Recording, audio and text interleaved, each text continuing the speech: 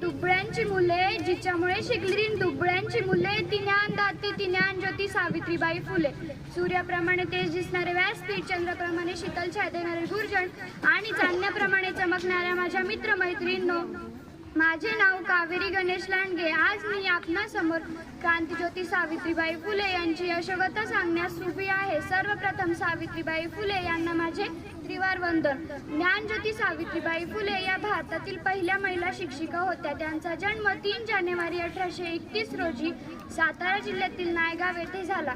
त्यांच्या वडिलांचे नाव खंडोजी नेवसे पाटील व आईचे नाव लक्ष्मीबाई असे होते. वयाच्या अवघ्या 9व्या वर्षी त्यांचा विवाह ज्योतिबा फुले यांच्याशी झाला.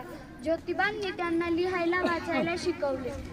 ज्ञानज्योती सावित्रीबाई व ज्योतिबांनी इसवी सन 1848 मध्ये पुण्यातील बुधवार पेठेत मुलींची पहिली शाळा काढली. त्यांच्या या क्रांतिकारी निर्णयाला लोकांनी तीव्र विरोध केला.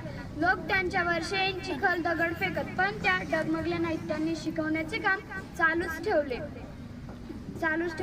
त्यांनी गोर, गरीब, अनाथ व विधवांना आधार दिला. सती, बालविवाह, केशवपण अशा वाईट प्रथांना त्यांनी विरोध केला.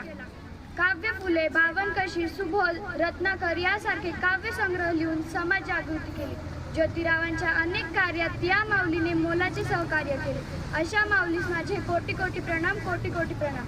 शेवटी जाता जाता एवढेच म्हणेन, समाजाला जिने दिली ज्ञानाची सावली, धन्य ती क्रांतिज्योती सावित्री माऊली.